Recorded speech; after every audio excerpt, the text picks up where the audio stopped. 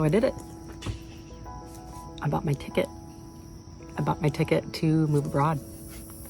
I am officially leaving October 24th to start a new life, start a new journey, and it feels surreal. I really love that I have a set date now so that I can really kick my butt into gear with like getting everything that I need to get done. I did buy a refundable ticket, so in case I need to change the date of the flight, I can. But I'm not too worried about that. But I did it. And I don't even know, dude.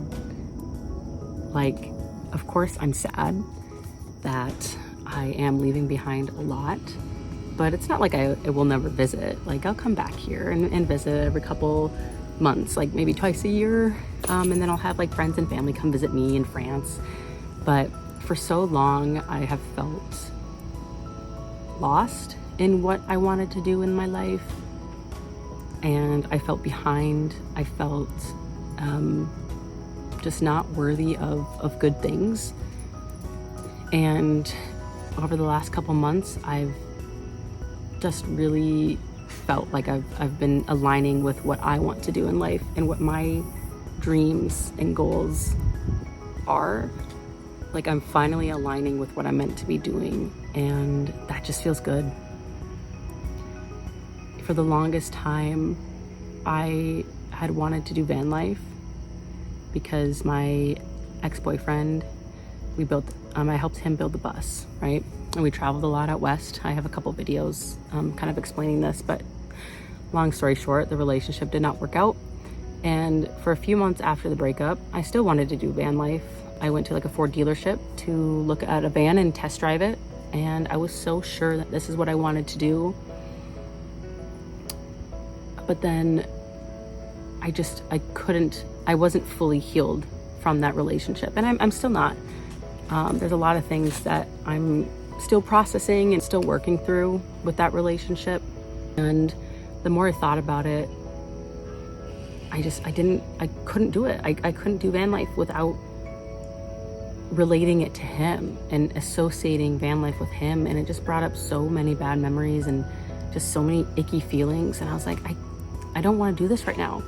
Not to say that I don't want to ever do van life. Like, I would love to do van life, but I would love to do it when I can disassociate him from van life. Maybe in my 30s, depending where I'm at, but that is something I want to do, even if it is for just like a year. Like, I don't know if I would ever do it long term, but for a year I could do that, just to travel around and see the US. I would love to do that, but just not right now. It's funny, I actually saw him, my ex, about a few weeks ago. I was bringing Valkyrie to her training class, and it was in like a city that I would never expect him to be in because he like doesn't live near there. I saw him twice that day. Twice. Crazy. On the way there to training class, and then on the way back from training class. We were literally like 3 feet away from each other at a stoplight. I don't think he saw me, but I saw him. I like had like a weird shock reaction. I like stopped my car and I was like, what the fuck? And you guys, I honked. I don't know what the fuck I was thinking. I was like, why would I honk? Was I hoping he would see me? What was I gonna do if he saw me? Was I gonna wave? What was I gonna do?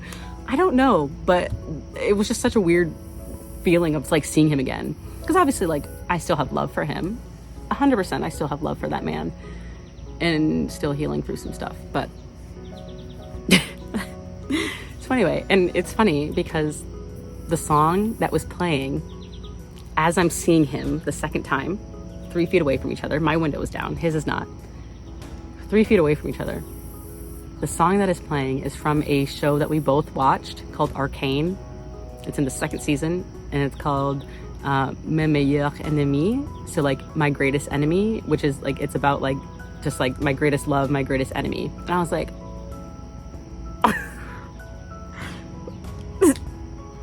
Weird. I know. It was weird. It was weird. I'm like, I don't know what that meant. I don't know what the universe was trying to tell me, but it was weird. So anyway, that is why I'm not doing van life, because I associate with him. And that was just a really hard relationship to deal with. And the aftermath of that was hard. Finding out that he got a girlfriend like 2 months basically after we broke up. Wild. I was like, okay, cool. So I was like, you know what?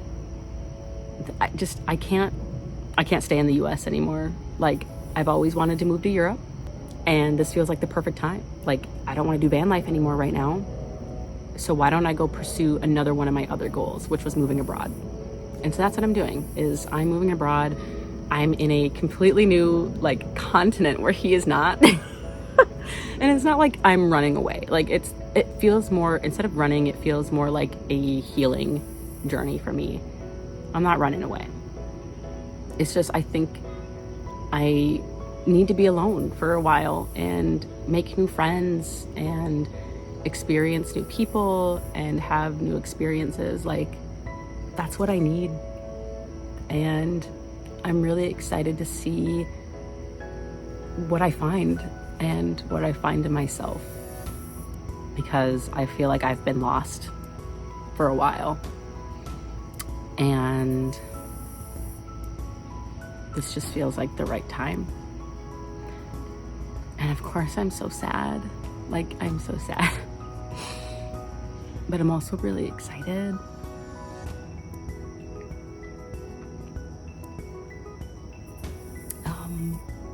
I've been packing, which is great. I can start getting ahead of that. I've been packing a lot, downsizing a lot. Like, all of my closet is basically gone. And I've been posting consistently on TikTok, which is awesome. I've built a really cool community so far of people who are also moving abroad and who want to move abroad, and we're like giving each other resources back and forth. I've got a couple mutuals who already live in France, another lady who is moving to France. So it's just nice to have people that I could connect with there, and knowing that I can join walking groups or hiking groups. Like, I won't be alone, even though I like being alone. I like being alone, don't like being lonely. And so I'm really gonna push myself to make friends, and to, when I start feeling that loneliness set in, to do something about it and not just rot in bed all day, because then I'm just gonna have the same experience that I was having in the US. So I'm really excited. Like, truly. My friend is coming with me, so we bought our tickets last night.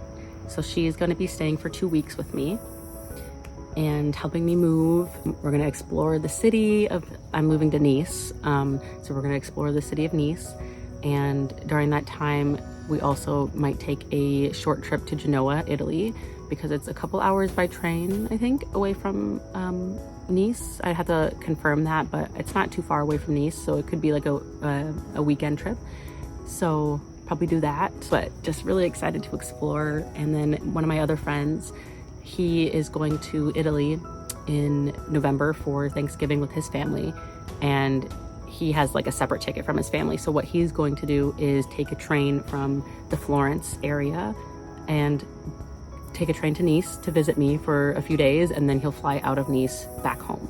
So I'll have at least like 2 friends visit me in a month, or like a 2-month span, which is great. And then my family, of course, from Ireland, they're only a plane ride away. Super easy if I wanted to see them. I have people, I have people everywhere that I can rely on, which is really great. Got a lot of connections, so if I ever feel lonely, or I just need, I need to escape Nice just to feel something familiar, it's only a 3-hour plane ride away, which is great. I've been apartment searching. I'll probably get an Airbnb for the first month, and then I'll start apartment searching like during that time. I have enough savings to last me for about 8 months without a job, so that's great. I wish I would have started sooner, of course, but I, didn't have a job at the time, so I couldn't start saving. I've heard from other expats that it's easier to find a job once you're on the ground over there. So I'm hoping, I'm still applying for jobs right now, even though I'm 66 days out, according to my Delta flight tracker. So yeah, if you guys want to follow along my journey, I would love that. I'm really excited to put out more content of me moving and just kind of showing you what life is like abroad and living alone as a single woman with a dog and somebody who's trying to walk through life with purpose and find that purpose in life and what that means for me. And hopefully escaping the 9-to-5 eventually, because I know that's not me. That doesn't align with me.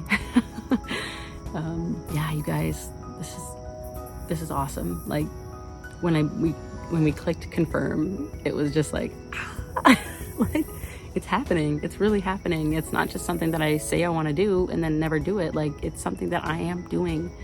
And you know, if I hate it and I'm like 6 months in, I'm like, I want to come home. Guess what? I can do that. I can just come home. So that is a comforting fact too, of like, I can just come home. But I'm planning on having like a going away party the weekend before I leave. I'm just inviting close friends and family and just celebrating just my life here and reminiscing on memories, and then sending me off to a new journey. And yeah, so it's gonna be a wild ride, but I feel like I'm aligning with what I want to do in life. I had felt so lost before.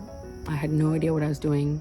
I still don't, but I just had no idea. I just felt so useless, so worthless.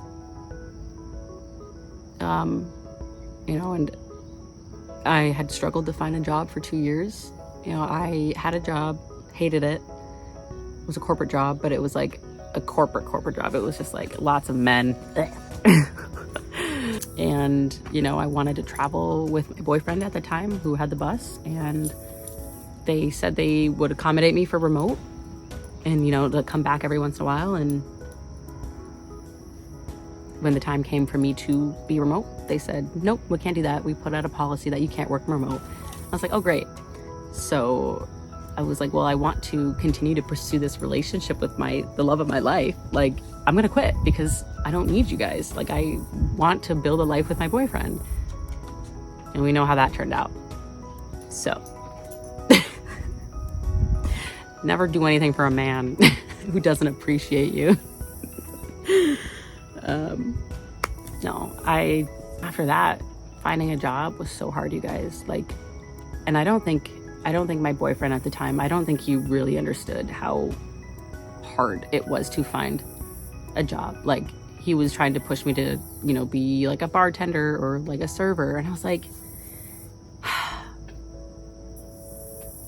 but that doesn't, I want to be good at that. I would not be good at that. And like I applied to like a hotel job, like a front desk hotel job. More than qualified, right? I did not get it. They didn't even respond to me. I was like, okay. So I did apply to jobs that were like not corporate jobs, and just jobs that, and still no answer, still just ghosting. So it was really frustrating to go through that and then have a partner who, like, I don't think truly understood how hard it was.